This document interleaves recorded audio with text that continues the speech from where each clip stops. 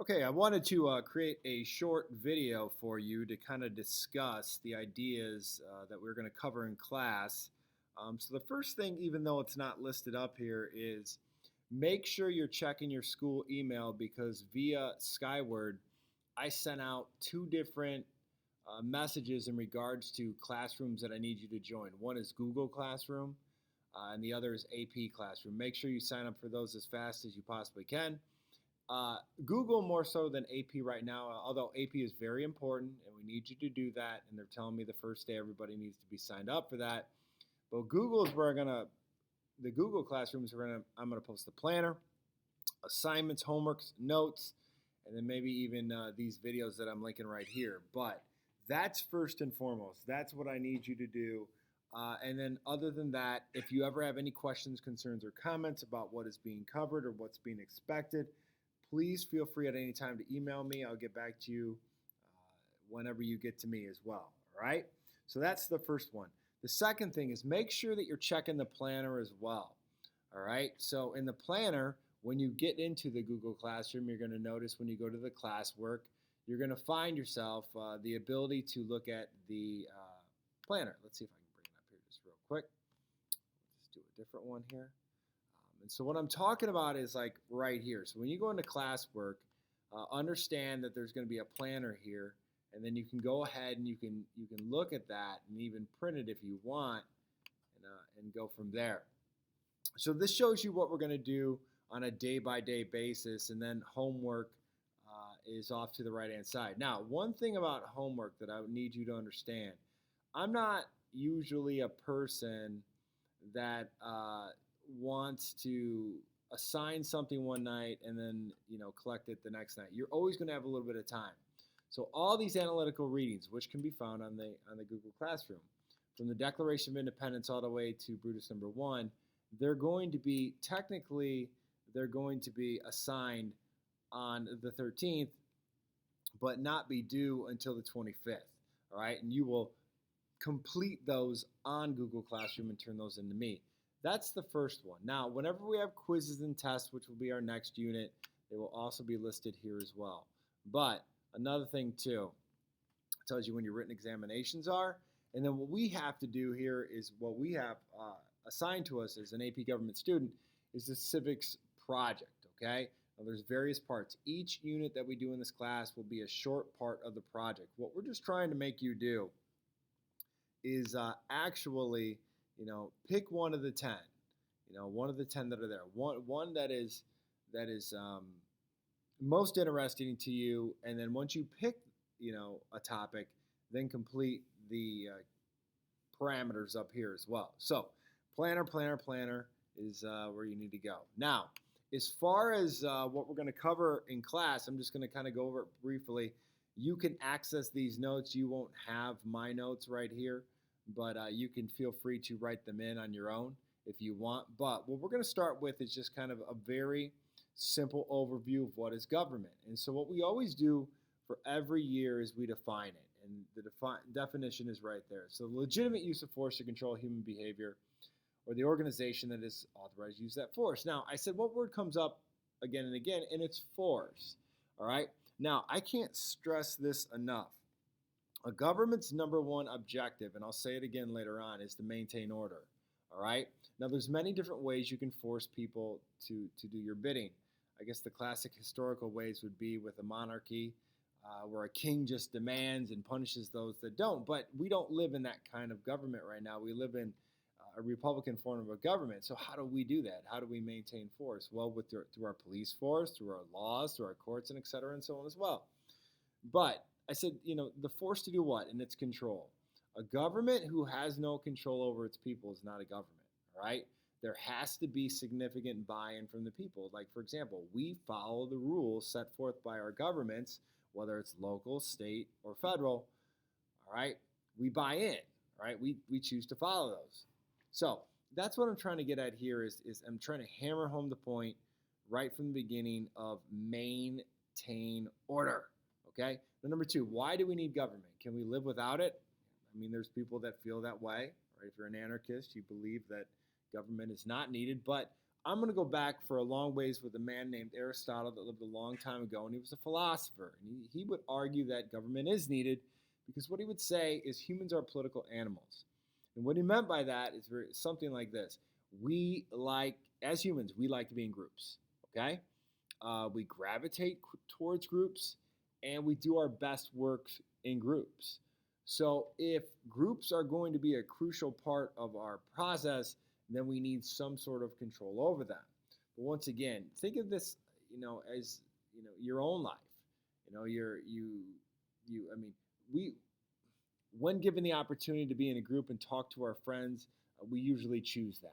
Okay, we find ourselves in groups most part of our lives, and in most of the time we can do our best work there as well. Now, if we're going to be in groups and so on as well, and if government is going to be needed, then we need to take a look at what type, right? And if you're going to do that, there's two people that you have to be familiar with their views, and they talk about human nature.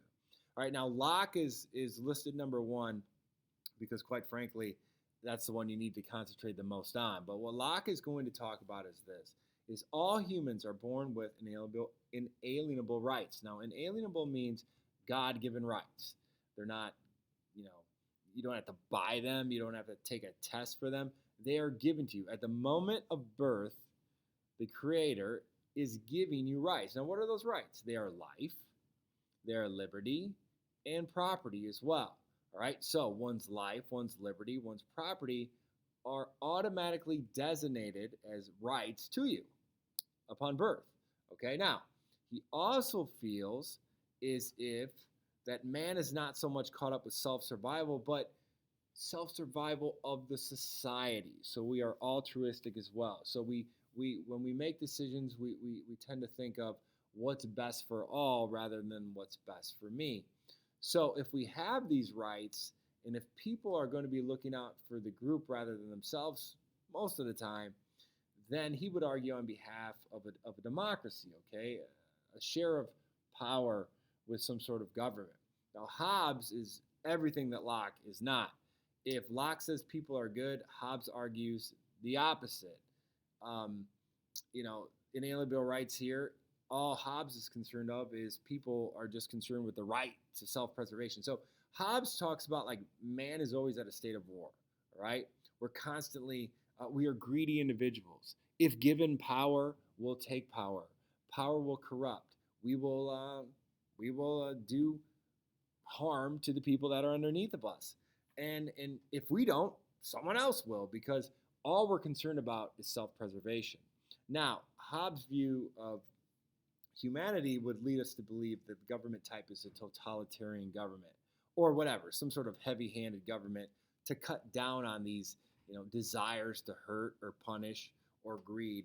That's what would be needed. But for us, it's all about Locke, and us being the United States, it's all about Locke. And when you look at our Bill of Rights and our Constitution and our Declaration of Independence, you're going to see, Locke time and time again, over and over again. Now, as far as purposes of government, okay, so why government? We like to be together. What type of government depends on how you see human beings. But more important, we can agree on a couple things. And what I mean by this is, the purposes of government. Maintain order is always going to be number one, and that's why I put it there. It's always, always, always going to be number one. But a government also provides public goods. Like, for example, it builds roads. It builds schools. Airports would be another one too. Provides services as well to its people. I'm going to skip number 3, go to number 4 because I think it's easy. Provide national security. We're talking military, laws that protect us, people that protect us against foreign and domestic threats. I think that's simple. Now, promote equality is always going to be is always controversial. And you go, what do you mean? It's the newest one. So out of the purposes of government, promote equality is number 1. Now, why is it controversial? When you start discussing ways to make everybody economically equal or socially equal, people are going to look at that I should say some people are going to look at that and be upset by that. You mean the United States should be making sure that everybody's making the same paycheck, or the United States should be making sure, creating various other laws as far as social? These are things that should be handled by individuals, not by the government. So you can see the controversy that could arise from this. Okay, maybe you don't, but you can see where it is. So, like if you look at our tax system and you see that if you make a lot of money, you're taxed a lot, and that tax money goes to advancing people that don't, then you probably think, wait. That's where it gets controversial. So I'm not weighing in on whether or not I feel it's controversial or not. I'm just telling you that it's the newest one and it's the most controversial one as well. Now, what I wanted to do with this next page is just, these are the core principles of the United States government. What I mean by that is limited government, natural rights, popular sovereignty, republicanism, social contract theory show up in the Constitution time and time and time again. All right, so that's what they do. So what you need to do is basically just do a simple Google search. All right, and in the Google search, what you're doing here is you're not only able to define it, but you're able to understand how it plays into our government. Now, I'm not so much wrapped up about that second part. Okay, what I'm wrapped up with is you being able to say, okay, I can take the term limited government and I can make a simple sentence so that a third grader can understand. And I'll just help you out here. A limited government is a government that's limited, all right? It's not all powerful. It has limits attached to that. Now, how do we see that in our nation's government? Well, we have separation of powers where no one branch can dominate the other, or we see various checks and balances. So that's what we're looking for. Now, the one I will cover down here for you is social contract theory. And what that means is basically it was established by Locke, and it's basically a contract between people and the government, okay? It's a contract because people can be trusted because they're more altruistic, more group-oriented. Therefore, they can be trusted and government can be trusted too. Now, here's the idea. The government and people enter into a contract. People give up certain liberties, all right? So we're not free to do anything that we want today. Like, for example, if I were to leave school today and go to Casey's and shoplift or throw a brick through the window, I would be punished for that, okay? I give up that liberty to do so, all right? I follow the rules of the government, all right? I give up some of my liberties. Why do I do that? Because a government is going to always be expected to protect the life, liberty, and property. All right? So I give up certain rights. In return, the government protects me and my natural rights that were discussed by Locke. Now, with all contracts, people, if the government doesn't live up to its obligations, then you can break the contract and form a new government that does. But that's kind of what we're talking about with social contract theory. Now, the next parts that I'm going to hand out and you can access too is classifying governments, what we're talking about, who participates. Now, all we're looking at with this dynamic very simply is this, is if you're on the left-hand side, very few people are participating. If you're on the right-hand side, a lot more people are involved in the process as well. Now, in all the years that I've ever seen the AP exam, monarchy shows up, you're just thinking king, I'll let you read the notes. Oligarchy has shown up, but it's shown up more as like a gotcha. Like, I bet you don't know this word, gotcha, but an oligarchy is like a government which the power is held by a small group. And so if you're trying to figure out what that means, like think of modern day Iran and Saudi Arabia, that they're ruled by religious leaders. A small group of religious leaders create rules and regulations. That's what we're talking about here. Communism would be another one that you might be familiar with, where Cuba and China have a dominant party that controls all operations. But as far as this goes, we're concerned here, okay? Direct democracy, a Republican form of government, parliamentary democracy. I'm going to let you read parliamentary. I'm going to go for direct and Republican here. Direct democracy, very simply, people, is everybody directly participates on all facets of our government. So if anything were to be done, everybody would show up to the same location. Everybody would get a chance to talk. Everybody would get a chance to craft the legislation, and everybody would get a chance to vote. All right? You usually see this take place in like smaller towns or smaller governments, because if we try to get everybody in the United States to show up at the same time and everybody a chance to speak and everybody a chance to work on legislation and vote, it would be a disaster. All right. So the direct democracy is more for small towns. That's why you kind of see it featured in the movie Footloose. All right. When the kids want to dance, what do? They go to their town hall. They go to a town hall meeting at their town's government, and they're able to talk, and they're able to discuss, and they're able to influence voting and so on as well. So that's direct democracy. Republican form of government, though, is what we have. All right. And what you want to look at very quickly is rep here. We are busy. All right. We are very busy people. We can't be in Washington, D.C. every day and participate on all facets of government. So we pick people to represent us in Congress. And that's what they do. They act on our behalf. They debate for us. They keep us informed. They vote like we would. Hopefully they do. But that's a Republican form of government. So, who participates? Very few to a lot. Let's move on. Now, how is power distributed? So for the people that are participating, please understand this. I've seen unitary, I've seen federal, I've seen in a confederacy right here. I'm going to make it simple. A unitary system says the following thing. A constitution gives all the power to the central government, and then the central government decides what powers go to the states and what powers go to the people. All right? It's one singular unit. 1, 2, and I decide what happens here. A federal system is what we have today in the United States, where the Constitution gives certain powers to the federal government, but it also gives certain powers to the state governments. In return, these two groups that are given powers by the government give powers to the people.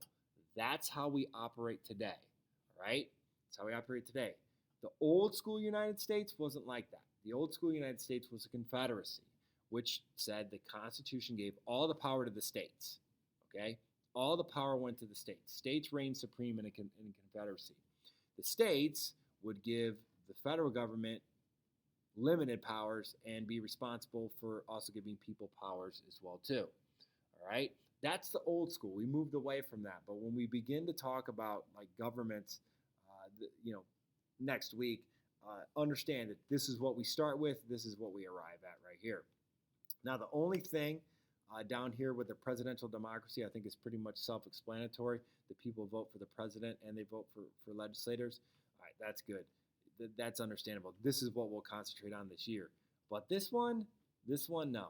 This one is more of a European model right there, okay? So if you're looking at Parliament or even Canada, what happens is people elect Congress, and then the majority party in Congress selects the person who is in charge or the face or the head of the government, which is the prime minister. But we're not going to concentrate on that too much.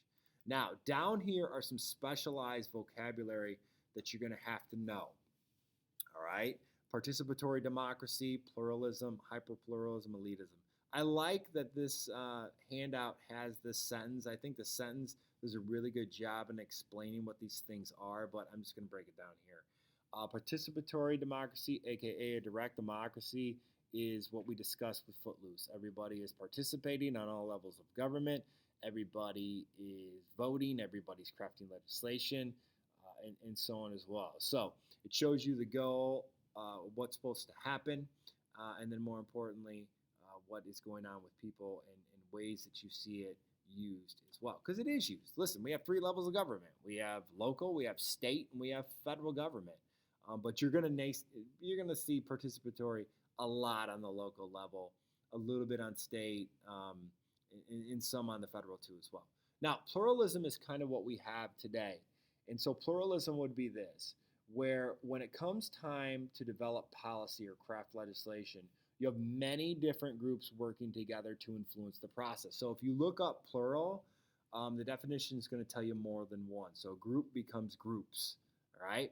Now, all these groups are situated all throughout the United States, but they're actively competing with each other to gain influence on pieces of legislation. Now, why could that be good? Well, it could be good because when you compete, you just don't dominate. You have to compromise. You have to listen to all sides of the story.